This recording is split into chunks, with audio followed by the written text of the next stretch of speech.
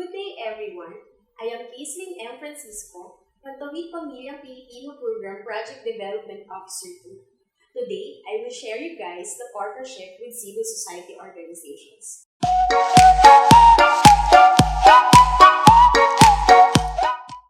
I will discuss to you the overview and definition of partnership with civil society organizations, types of partnership, framework of partnership, and guide in partnering with CSOs. To start, let us see the basis of CSOs partnership in the government system. First is the 1987 Philippine Constitution, or the legal framework for CSOs. The 1987 Constitution of the Philippines, forged and shaped in the aftermath of the 1986 People's Power Revolution.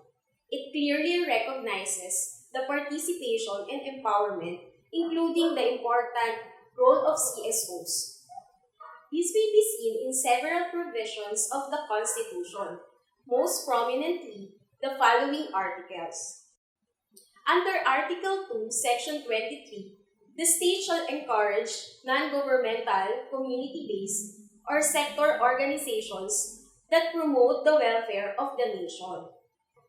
On Article 13, Section 15, it states that the state shall respect the role of independent people's organization to enable the people to pursue and protect within the democratic framework their legitimate and collective interests and aspirations through peaceful and lawful means.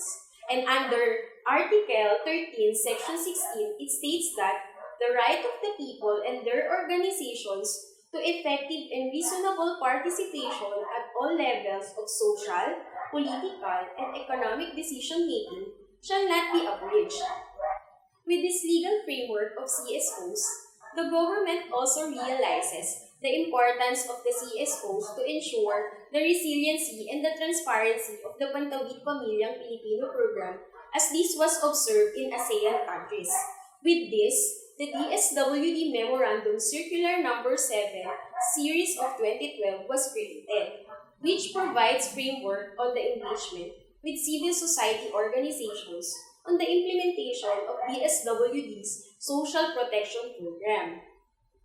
This framework seeks to provide a system for cooperation to ensure faster, better, and smarter delivery of services of the core poverty reduction programs of the department, and to institutionalize transparency and accountability mechanism so the goal of this mutual cooperation is realized for the best interest of the poor. As the Pantawid Pamilyang Pilipino program is one of the poverty alleviation program of the department, the institutionalization of the Pantawid Pamilyang Pilipino program RA 11310 recognizes the vital role of the CSOs in the implementation of the program. Namely, under Section 15, CSOs will be part of national and regional advisory councils. And under Section 16, it states that Independent Monitoring Committee will be composed of representatives from the private sector and civil society organizations, or CSOs, to complement the monitoring activities of the DSWD and provide feedback for the appropriate action. As the Pantawid Pamilyang Pilipino program continues to build and strengthen partnership with CSOs, I will detail to you guys the different partnership we have in the program. But let us define first what is partnership and civil society organizations. A partnership is a formal or informal agreement between two or more partners to work together to achieve common aims. Through partnership, government agencies and private organizations with common goal work hand in hand to share expertise and resources.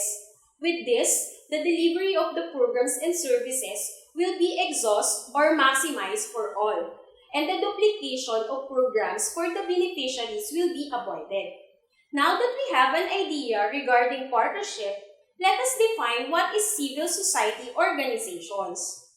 Civil society organizations refers to a wide array of a non-profit, non-governmental organizations or NGOs, community groups, labor unions, indigenous groups, charitable organizations, faith-based organizations, professional associations and foundations that may have a presence in public life.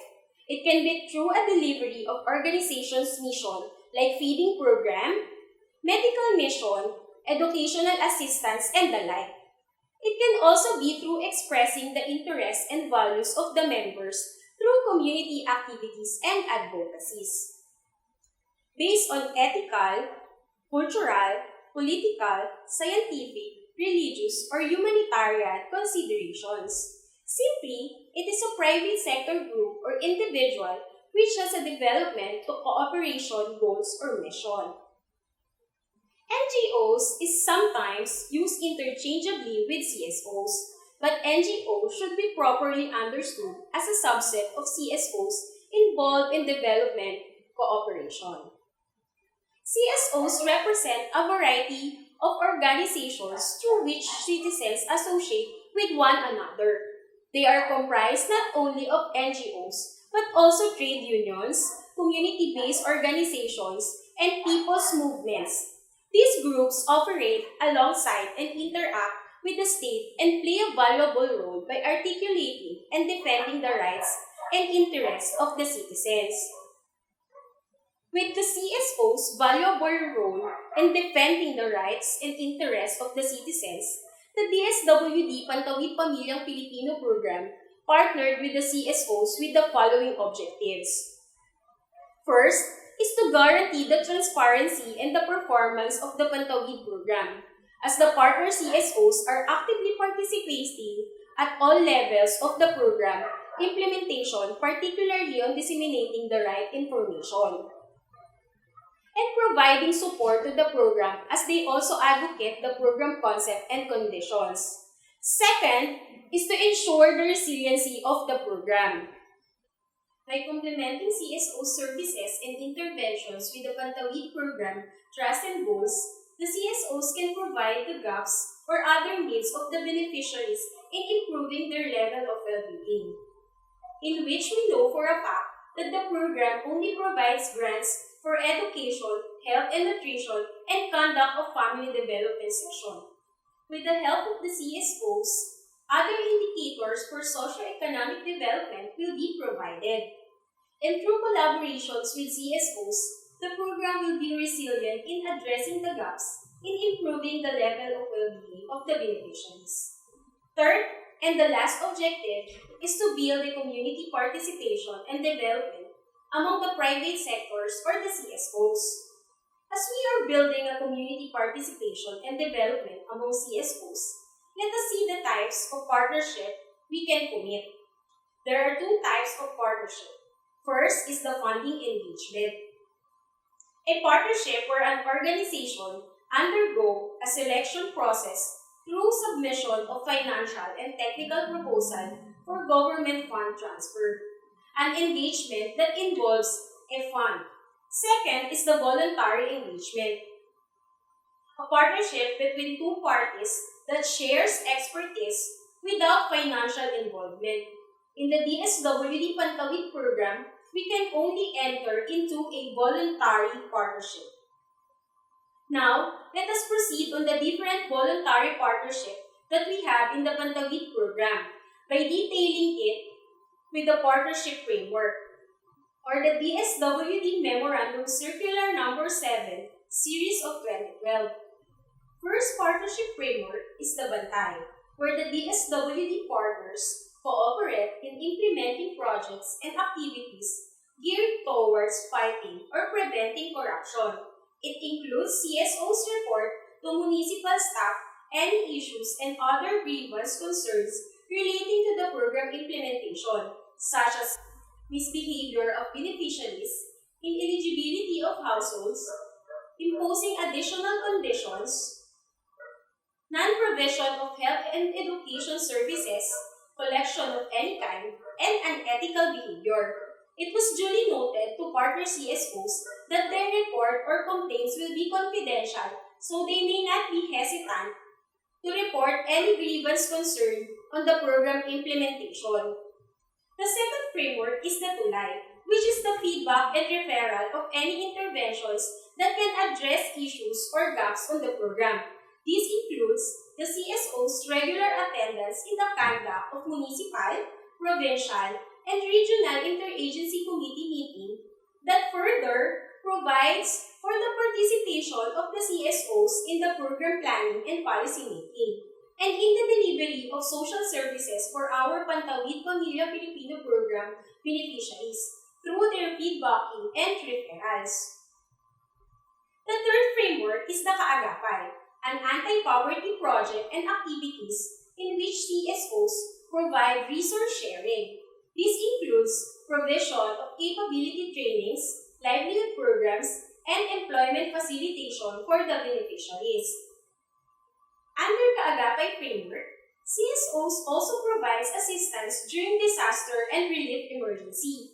Other activities under Kaagapay are the provision of educational assistance and full scholarship program, conduct of medical mission, and feeding program for malnourished children. With the limited CSOs in Mimaropa, we have a minimal number of partnerships under Kaagapay framework, as the CSOs have a limited resource-sharing funds and programs. Most of them utilize their fund for advocacy activities. This may refer to our last framework, which is the Gabay. It is a mechanism of extending technical assistance. This framework is intended to enhance the technical capacities of DSWD staff and or direct service workers utilizing the expertise of the partner CSOs on the required program area needing technical assistance.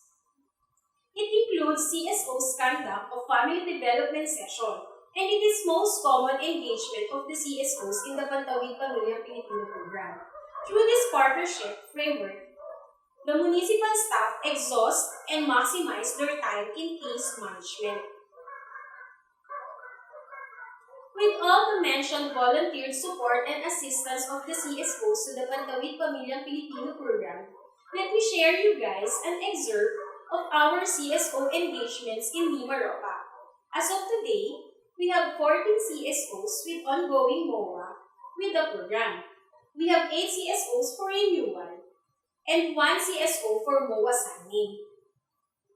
We do have a minimal number of existing CSOs in Mimaropa compared to National Capital Region, who has almost 100 plus CSOs. So we just exhaust the available potential CSOs in our region, which has a great contribution in achieving the program targets and goals. For accomplishments and activities, considering the suspension of family development session conduct and other mass gathering activities due to COVID-19, the CSOs were not able to deliver their partnership commitment with the program, but the program, together with the MSWDOs, exhaust the CSOs' participation in the distribution and assessment of SACPOR. Other than this, CSOs may also be our partner in advocating different social protection programs of the department. For funding, as I have mentioned a while ago, we cannot enter into a funding partnership, so there is still no fund transfer to CSOs. Our partnership will solely be more on volunteerism and passion of the CSOs to help the marginalized sector or our beneficiaries. Now, let me share you guys some guide in partnering with CSOs. First is we have to ensure the legitimacy of the CSOs. We must ensure that they are registered with the government agencies in order to acquire legal personality, so they are able to enter into contracts, open banks account, and access resources.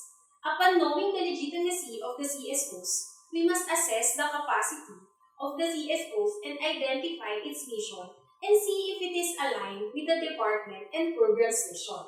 It is necessary for us to identify if we have a mutual interest with the CSOs, for us to be on the right track, and for us to easily identify the possible areas of engagement before entering into a memorandum of agreement.